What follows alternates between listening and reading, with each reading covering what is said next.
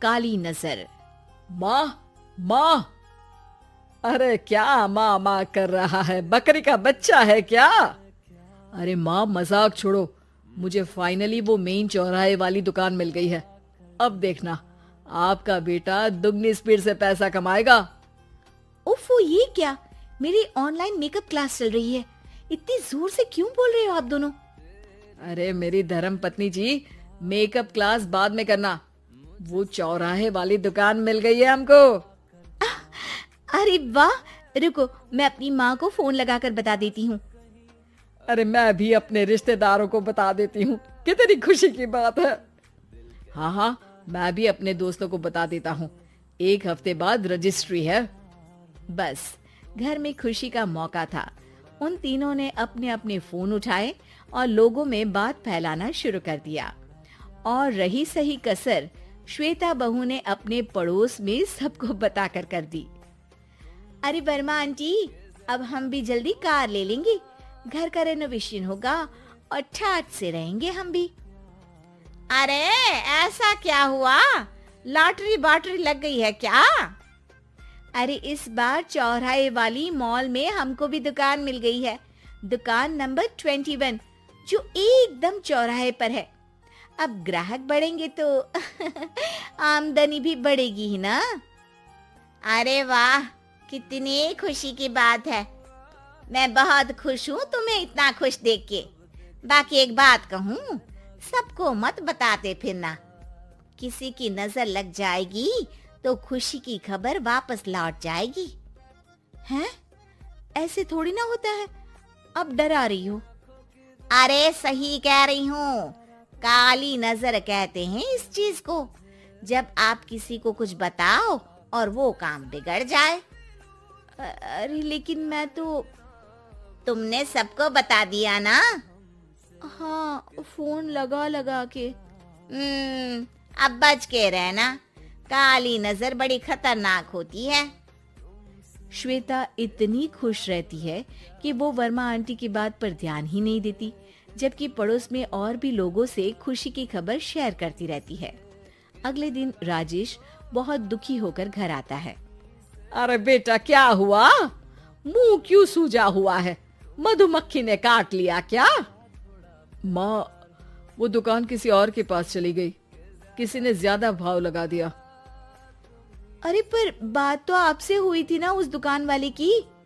हाँ, आज मैं टोकन अमाउंट देने गया था, तब मुझे पता चला। कोई आकर सुबह मुझसे पहले ही ज्यादा अमाउंट दे गया। काली नजर। क्या क्या कहा? वर्मा आंटी ने समझाया था कि किसी को बताना मत, वरना काली नजर लग जाएगी। अच्छा, तुम्हें उनकी बात मान लेनी चाहिए थी। उनकी बात मान लेती, लेकिन उसके पहले ही सबको बता चुके थे ना हम तीनों। अरे अगली बार से ध्यान रखेंगे। कोई भी नई चीज होगी तो किसी को नहीं बताएंगे। तीनों कुछ दिन ऐसे ही रहते हैं, पर एक दिन श्वेता को एक मेल आता है। राजेश, मेरा ऑनलाइन मेकअप कोर्स कंप्लीट हो गया। अब मैं खुद का पार्लर खोल सकती हूँ। अरे वाह, अपने मोहल्ले में ही खोलते हैं। ये जो घर के सामने दुकान है ना, वहीं। हाँ, यहाँ सस्ती भी मिल जाएगी। अगले दिन श्वेता वर्मा आंटी के पास जाती है, मिठाई का डब्बा लेकर। अरे आओ आओ, कैसे आना हुआ? जोर से नहीं बोलूंगी। वो सामने वाली दुकान है ना, वहाँ मैं अपनी पार्लर की दुकान खोलने वाली हूँ। उसकी मिठाई है। अरे वाह, बहुत बधाई हो तुमको।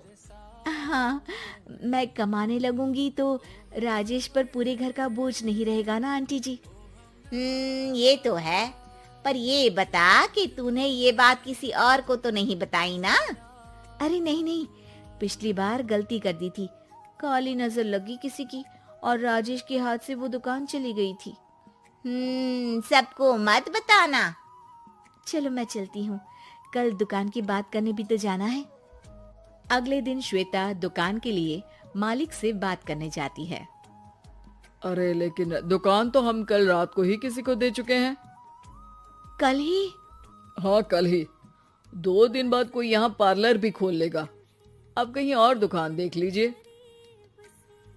अरे पर हमको भी तो पार्लर ही खोलना था।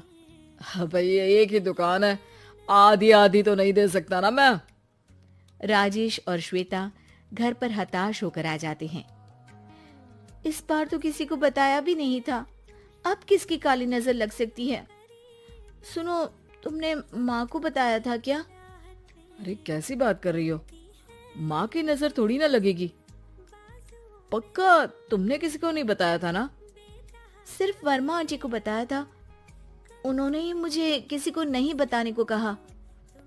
अरे यार, तुम भी सही हो, मेरी माँ को नहीं बताने को कह रही हो, पर वर्मा आंटी को बताना तुम्हें जरूरी लगा। अरे वर्मा आंटी ने ही तो काली नजर के बारे में बताया था ना, वो हमेशा हमारा भला ही तो चाहती है। मेरी माँ भी हमारा भला ही चाहती है। अरे पर चिल्ला क्यों रहे हो, बात नहीं कर सकते क्या आराम से?